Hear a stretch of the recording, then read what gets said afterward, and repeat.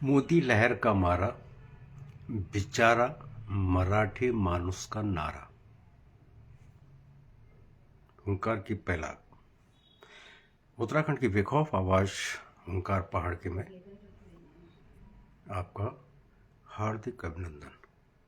और प्रथम था समस्त राष्ट्रवादी सनातनी भाजपा परिवार को मुंबई महानगर पालिका की प्रचंड विजय की बहुत बहुत शुभकामनाएं, हार्दिक बधाइयां। ये एपिसोड बहुत जरूरी था और कई मायनों में जो मुंबई नगर महापालिका में भाजपा प्रचंड विजय मिली है, इस विजय के जो संकेत हैं, इस विजय से किस किस को समझना है, क्या समझना है, ये नितांत आवश्यक था। और आप देखिएगा कि हुंकार हर उस विषय पे बात करती जिस पे कोई बात करने की सोचता भी नहीं। अब कई मित्र ये कह होंगे कि उत्तराखंड की बेखौफ आवाज है, ये मुंबई पहुंच गए। हाँ, बिल्कुल पहुंच गए। इसलिए पहुंच गए, खबरों में आपने देख लिया कि मुंबई महानगर पालिका में भारतीय जनता पार्टी को एक प्रचंड विजय मिली है। लेकिन इस विजय को अगर हम सिर्फ भाजपा की विजय कहें, सिर्फ मोदी लहर की विजय कहें, तो थोड़ा कम हो जाएगा। ये विजय है सनातन की। ये विजय जो मराठी मानुस का नारा दिया जा रहा था,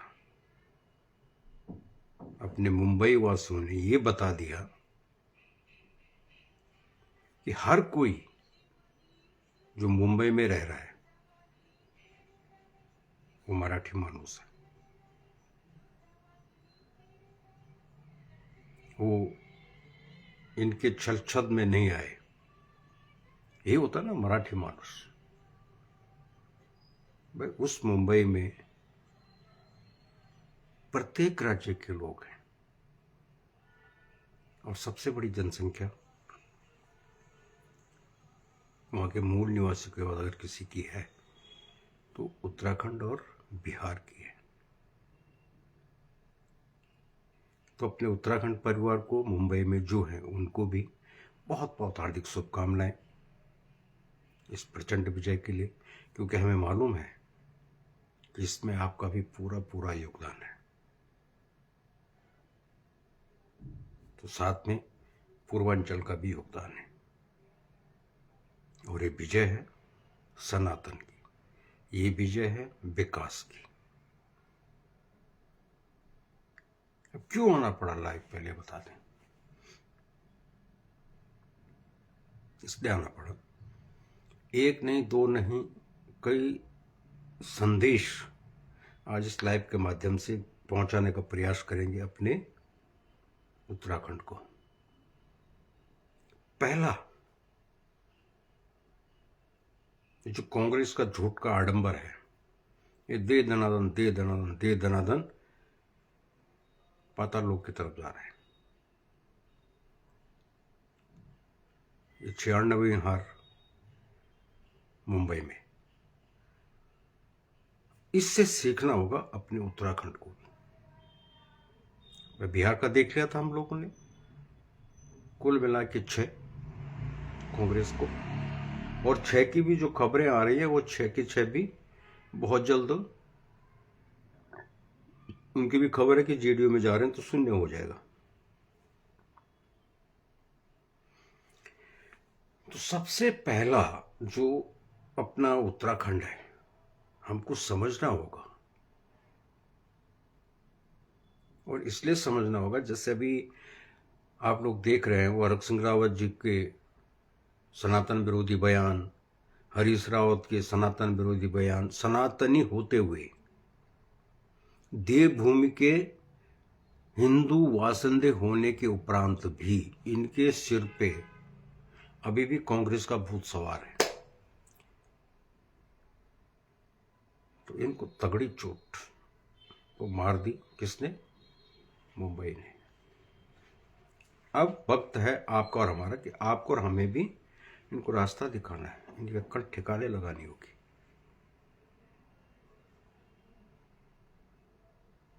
समझ रहे आप? ये वोट बैंक के पीछे उस देवभूमि में क्या क्या नहीं कर रहे हैं, अब इसकी तो आप सबको जानकारी, हम ज्यादा कुछ नहीं बताएंगे। डेमोग्राफी चेंज इसी कांग्रेस की देन है हमारे उत्तराखंड में। इनकी आंखें नहीं खुल रही। इनको अभी भी लगता है कि बस 27 में तो हम सत्ता में आ रहे हैं।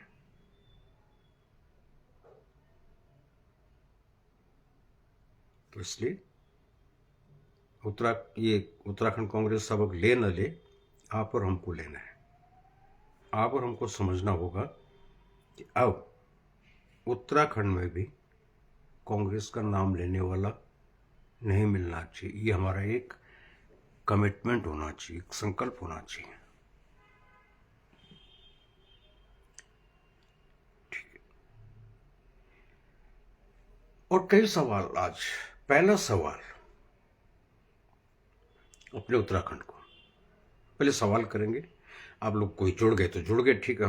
हम तो बार बार कहते हैं हमारा उद्देश्य अपने उत्तराखंड का कैसे हम वापस पटरी पे लाए, विकसित देवभूमि।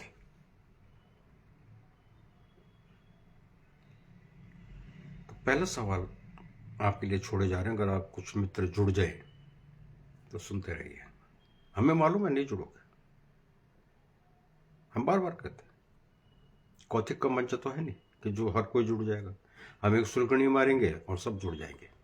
हम इसकी परवाह नहीं करते। हम बार बार कहते हैं हम इसकी परवाह नहीं करते। पहला सवाल आगे बढ़ने से पहले, मुंबई में डबल इंजन की सरकार थी। पूछे कैसे?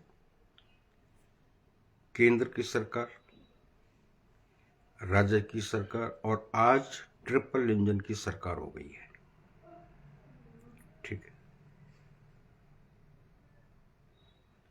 डबल इंजन की सरकार के बाद भी मुंबई वासियों ने प्रचंड विजय के साथ आज ट्रिपल इंजन को भी खड़ा कर दिया है।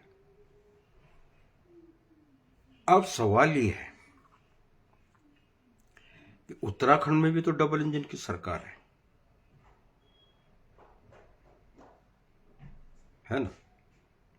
और डबल क्या ट्रिपल बोलिए, पंचायती राज में भी तो आपकी सरकार है भाई। तो ये हमें सोचना पड़ेगा कि ऐसा क्या है इसके बावजूद भी हम विकास में पिछड़ रहे हैं। इसके बावजूद भी अभी जरा आप सोशल मीडिया पे देखिएगा तो ऐसे लगता है कि जैसे सबका भाजपा से मोह भंग हो रहा है। सबका नहीं बोलेंगे, कुछ बिगुलबाज हैं, लेकिन बात तो होती है। तो हमें सोचना होगा कि भाई ट्रिपल इंजन सरकार होने के बाद भी अगर उत्तराखंड कहीं विकास में पिछड़ रहा है तो कहां पिछड़ रहा है, किस क्षेत्र में पिछड़ रहा है, क्यों पिछड़ रहा है, कौन कारण? सिर्फ सरकार या हम और आप भी? ये सवाल पूरे उत्तराखंड वासियों के लिए, विशेषकर अपने पहाड़ वासियों के लिए। अब चलिए, अब आते हैं जो एक माहौल उत्तराखंड में आजकल देखने को मिल रहा है। ये हमने क्यों कहा? मराठी मानुस कोई ये न सोचे मुंबई में जो अपने भाई लोग हैं, बहनें हैं, माता हैं, कि मराठी मानुस गलत है। नहीं,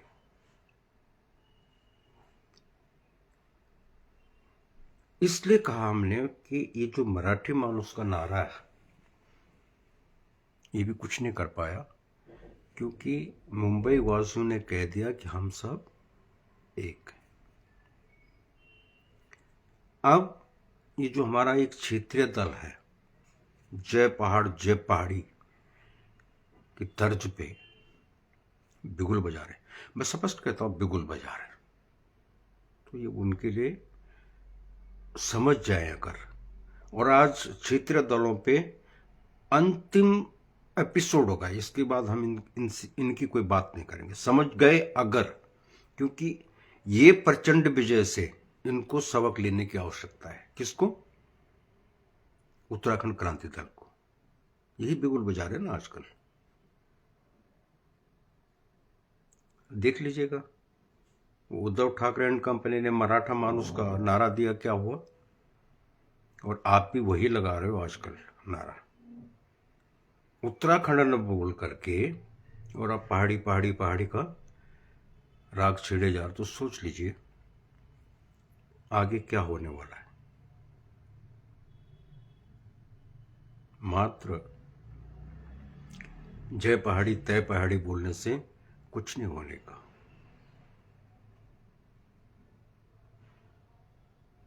तो आज पहला संदेश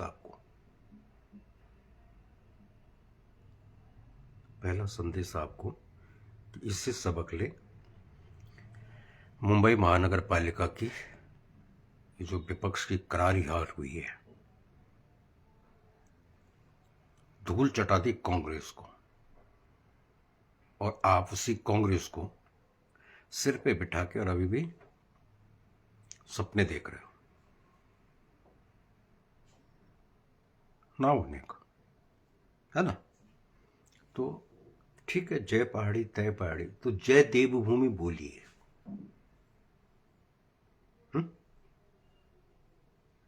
और आगे की सोचिए कि ये जो अलार्म बज गया ना मुंबई में, 2027 की कल्पना कर लीजिए क्या होने वाला है।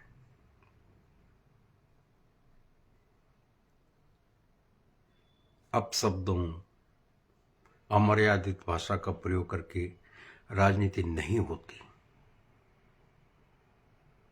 और ये जो हमारा क्षेत्रीय दल है, ये भी कांग्रेस की देखा देखी चल रहा है। इनकी पोस्ट पढ़ लीजिए। अब जब भाई नेता नहीं बोल रहा है अगर, तो नेता के छुटभैया नेता तो बोल रहे हैं ना। और छुटभैया नेता भी कहां? ये तो वो नेता हैं जो अपने को सीएम के रेस में रखे हुए। तो क्या इनको इस तरह की जो शब्दावली सोशल मीडिया पे चल रही है, क्या दिखता नहीं इनको? इन पे विराम नहीं लगाना चाहिए? लगाना चाहिए कि नहीं लगाना चाहिए? तो सिर्फ हो हल्ला करके, मित्रों, आज आपके लिए एक संदेश है, सरकार नहीं बनती, पहला। दूसरा, जब पूरा देश भगवामय होता जा रहा है, तो आप कैसे रोक लोगे, ये भी सोचिए। और हम बार बार कह रहे हैं कि उत्तराखंड का जो क्षेत्रीय दल हैं, ये अगर एक हो जाते हैं तो आपके लिए स्वर्णिम अवसर है। ये स्वर्णिम अवसर है, बशर्ते आप राजनीति को राजनीति की तरह से चलें, कांग्रेस की राह चल के नहीं। तो सबसे पहले तो ये जो दलदल है ना, आप लोगों को एक दल बनना होगा। एक दल बन गए आप, तो यकीन मानिए कि 2027 में आप निश्चित विपक्ष में होंगे। और अगर न खाऊंगा न खाने दूंगे के सिद्धांत पे चलोगे, तो पहाड़ों का भला कर पाओगे। तो आज अंतिम सुझाव मानिए, अपील मानिए, संदेश मानिए, ये अपने क्षेत्रीय दलों को है।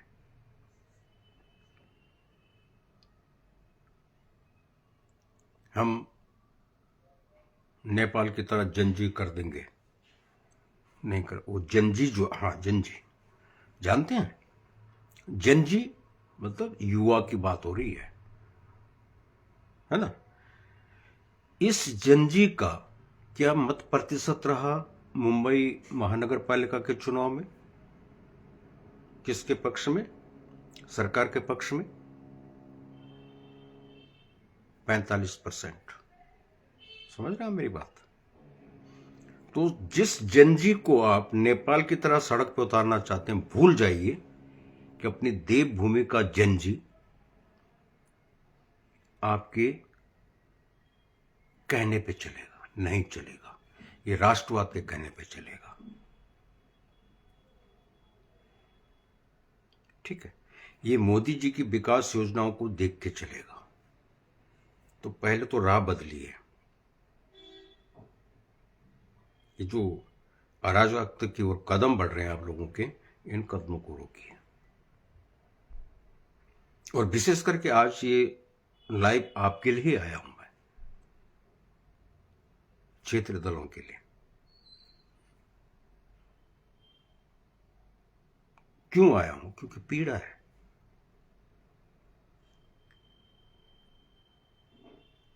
जिस कांग्रेस ने देश बर्बाद किया, करती रही, अभी भी उसी एजेंडा पे चल रहे हैं। आप उसको सिर माथे पे लेके बैठे हुए हो। और जो ये क्षेत्रीय दल है, आप लोगों को कुछ ईश्वर बुद्धि विवेक नहीं दे रहा है। और इसलिए नहीं दे रहा है कि अभी आज ही पढ़ा मैंने, एक पूर्व सैनिक की भाषा पढ़ी कि एक सीनियर सिटीजन को जो वो लिख रहे हैं ना, कि आप उम्र दराज हो चुके हैं। ठीक है, क्योंकि उन्होंने कड़वी बात, सत्य और कड़वी बात इनको बोल दी थी। तो ये हम पूरे पहाड़ वासियों को सोचना होगा कि हम पहाड़ को अगर विकास की पटरी पे वापस लेके आना है तो कैसे लेके आना है। हम ये नहीं कह रहे हैं कि भारतीय जनता पार्टी पूरी दूध की धुली हुई है। हम बार बार कहते हैं कि गालियां देने से नहीं होगा कुछ, इन पे लगाम लगानी होगी। और लगाम कौन लगाएगा? जब राजनीतिक विकल्प देंगे हम उत्तराखंड को। कांग्रेस नहीं लगाएगी लगाम, क्योंकि एक ही थाली के चट्टे बट्टे हैं। भाजपा को आप हिला नहीं सकते। जब देश में कहीं नहीं हिल पा रही भाजपा, उत्तराखंड में कैसे हिला लोगे? ये बहुत सोचने वाली बात है कि आपको इस पे विचार करना होगा। फिर रास्ता क्या है? रास्ता सिर्फ और सिर्फ एक बचता है कि आप कांग्रेस को एक साइड करके और उसकी जगह लें। उसकी जगह, उसके कारनामों की जगह की बात नहीं हो रही है, उसके गुणों की बात नहीं हो रही कि आप उसके गुणों को अपना लें। उनको बिल्कुल एकदम साइड करके राजनीति से हट और आप आए विपक्ष में।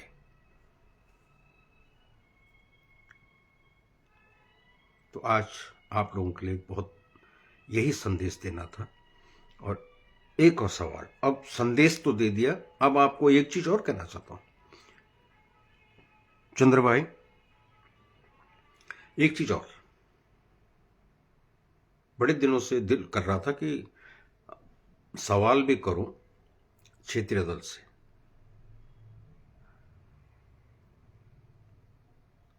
तो क्षेत्रीय दल से एक सवाल,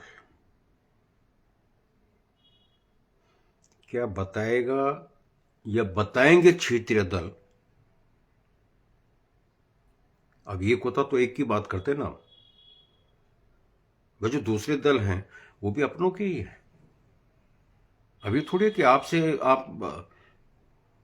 आपने उत्तरांचल का नाम अपने कंपनी के नाम पे उत्तराखंड कर दिया तो आप ही आप हैं। नहीं, अब तो बहुत सारे दल हैं। राष्ट्रवादी रीजनल पार्टी भी है, स्वाभिमान मोर्चा भी है, एक दिल्ली से एक और भाई हिमालय क्रांति की भी हुंकार भर रहे हैं, और न जाने कितने। कौन है ये सब? अपने तो हैं। तो ऐसा तो नहीं कि आपसे मोहब्बत हो और इनसे ना हो। हमको तो सबसे मोहब्बत है, लेकिन मोहब्बत की दुकान ना बन जाए। ये हकीकत में मोहब्बत हो कब होगी? जब आप लोग आपस में ही एक हो जाओगे। तो इसलिए क्या जवाब देंगे क्षेत्रीय दल? कितनी बचा ली जमीन, जंगल और जल? ये पहला सवाल। ख्वाब देखना छोड़ दीजिए, सरकार कैसे बनेगी, क्या बनेगी, इस यहां आइए, पहले धरातल पे आइए। कितनी बचा ली आपने? जमीन, जंगल, जल बचा दिया आप लोगों ने? सवाल पूछेगी जनता आपसे 27 में, आइए चुनाव में। इसलिए कह रहे अपने व्यवहार में, अपनी सोच में, अपने संकल्प में परिवर्तन लाइए। सोच सकारात्मक बनाइए, उत्तराखंड विकास की बनाइए, और प्राथमिकता पे अपने पहाड़ को रखिए जो आज विकास में पिछड़ा हुआ है, जिसको विकास की अति आवश्यकता है आज। और ये जो राष्ट्रीय लेवल की वो कांग्रेस के नक्शे कदम पे चल के राजनीति करना चाहते हो, भूल जाए इसको और वापस चलिए। अपने अपनी विधानसभाओं में जाके देखिएगा कि जंगल, जमीन और जल कितना बिक चुका, कैसे बिक रहा है। अभी भी रोक सकते हो, ना रोक पाए ना तो 27 में सबसे पहले मैं सवाल करूंगा आपसे, बताइए। और कहां बिका वो मैं पहले भी एपिसोड में बता चुका हूं, क्या क्या बिक चुका, कैसे बिक रहा है। और आपको जानकारी होनी चाहिए थी, आपको जानकारी नहीं है, आपको कुर्सी नजर आ रही है और बातें आपकी कि जो किसी की ये सोच बन भी जाए कि चलिए क्षेत्रीय दल से जुड़ जाए। आप लोगों के पास कोई ब्लूप्रिंट ही नहीं है विकास का। आपको यही नहीं मालूम कि विकास करना क्या है। एकमात्र उद्देश्य है भाजपा को हटाना है, और ऐसा उद्देश्य, ऐसा संकल्प लेके चल रहे हो तो सपनों की बात है। तो सपनों में मत जिए, धरातल पे आइए, चलिए अपने अपनी विधानसभाओं में, है ना। आप लोगों ने अपने पीछे ये जो हमारे अनुशासित कौन होते हैं, सेना का सिपाही, आज आपने उनको भी भेड़ चाल में लगा दिया है। जो देश के प्रति समर्पित होते हैं, अनुशासित होते हैं, स्वाभिमानी होते हैं, उनको भी आपने नेता बना दिया अपने साथ भेड़ चाल में। वो भी ऐसे ऐसे गीत गा रहे हैं कि लगता नहीं। कौन से गीत गा रहे हो भाई? सोचा कभी? कर क्या रहे हो? और ये इक्विटी वालों को बोल रहा हूं क्योंकि आपकी ही सुनाई दे रही है, ये बिगुल आप लोग ही बजा रहे हैं। बाकी मैंने राष्ट्रवादी या स्वाभिमान या दूसरों की नहीं देखी। वो तब भी अपनी मर्यादा में रख के बात कर रहे हैं, मर्यादा में रख के उनकी पोस्ट होती हैं। आप लोग क्या कर रहे हो? और अगर फिर से विपक्ष में कांग्रेस बैठती है तो इसके गुनाहगार आप होंगे और कोई नहीं होगा। और ये देवभूमि, ये पहाड़ फिर आपको कहीं के लायक नहीं रखेगा। हमने एक पोस्ट भी लिखी थी, तो 4 दिए थे उत्तराखंड ने। अब समझ लीजिए क्या, किरण कुमार भाई आप तो समझ रहे होंगे।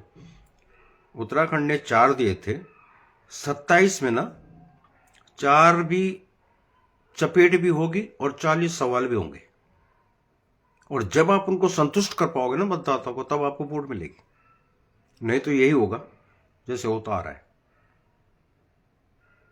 तो अगर आप चाहते हैं उत्तराखंड खुशहाल राज्य बने, विकसित राज्य बने, तो वापस धरातल पे आइए, धरातल की राजनीति कीजिए, विकास की राजनीति कीजिए, राष्ट्रीय स्तर की राजनीति, एक घृणित गंदगी वाली राजनीति कांग्रेस को करने दीजिए, क्योंकि उसका तो अब कोई अस्तित्व बचा नहीं है।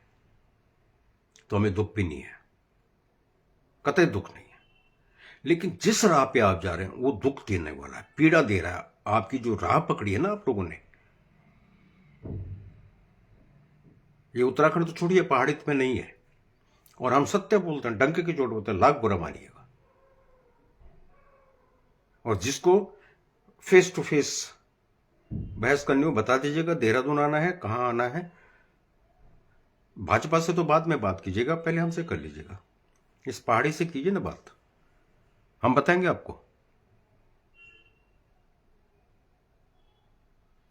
आज हमने एक पोस्ट डाली थी, देखिए आपने। सेमवाल जी जुड़े हुए हैं, गौड़ साहब भी जुड़े हुए हैं। सर एक आज देखिएगा मेरी टाइमलाइन पे जाके, एक तस्वीर में आपको दो पार्ट मिलेंगे। ऊपर आपको एक पहाड़ के मकान की, अपने गांव के मकान की तस्वीर जिसमें कि माता जी बैठी हुई है, नीचे एक युवा जो है वो चाय बना रहा है प्रदेश में। इस पे थोड़ी चर्चा कर लेंगे। और फिर कुछ लोग होते तो हम बहुत कुछ कहते, लेकिन एक चर्चा कर लेंगे। ऐसा नहीं है कि उत्तराखंड से पलायन पहली बार हो रहा है, नहीं हो रहा ना, ये निरंतर चलने वाली प्रक्रिया है। इसी पलायन के कारण हम भी आए।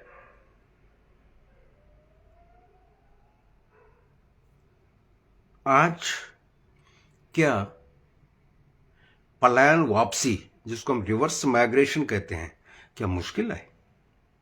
गौड़ साहब, मुश्किल लग रही है आपको? मुझे नहीं लग रही है। और अगर आज पलायन वापसी नहीं हो सकती, अब आप बोलेंगे कि ऐसा क्या हो गया, बताते क्या हो गया। आज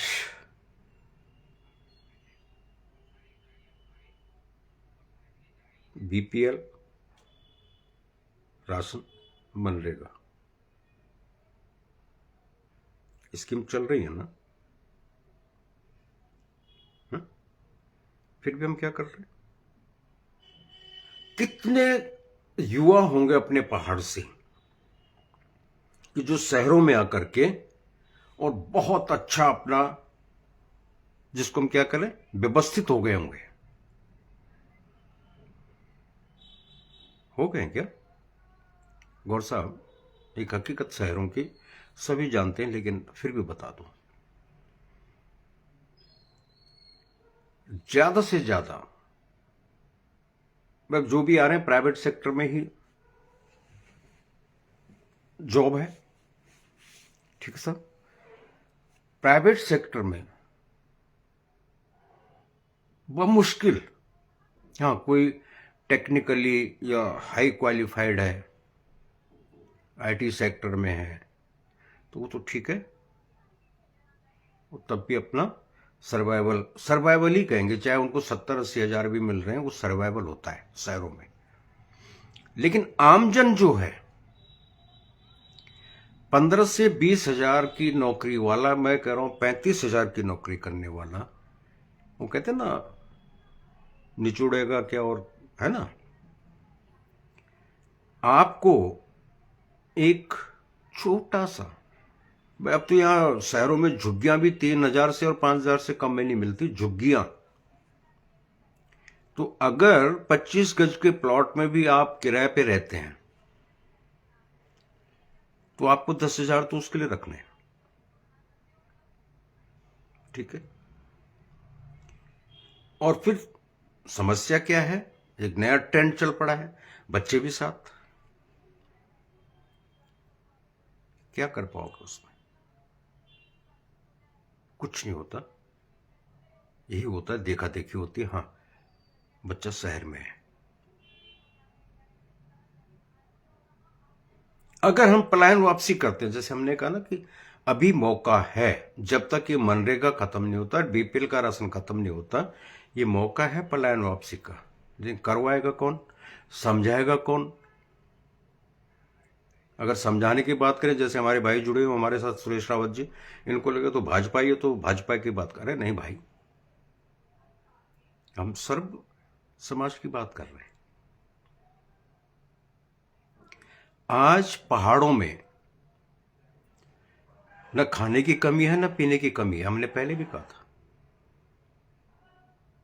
बीपीएल में राशन मिल रहा है, और जो कतई मतलब लोअर लेवल पे हैं उनको एक अंत्योदय कार्ड भी मिलता है। इसी राशन की प्रक्रिया में बात कर रहे हैं हम। ठीक, मनरेगा अलग है। तो बजाय कि आप शहर में रह के अपना और अपने बच्चों का भविष्य बर्बाद करो, क्या कितना अच्छा होगा कि पलायन वापसी करें हमारे ये बच्चे। ठीक है, आज ब्लॉक स्तर पे एक से एक योजनाएं हैं जिनसे आप स्वरोजगार कर सकते हैं।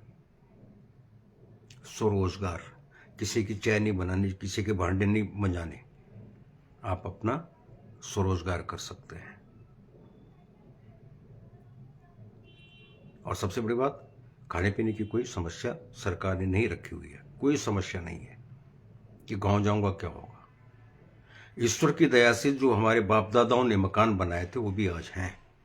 तो आपको ये भी नहीं है कि जमीन लेनी है, मकान बनाना है, फिर कैसे होगा क्या होगा, ऐसा भी नहीं है।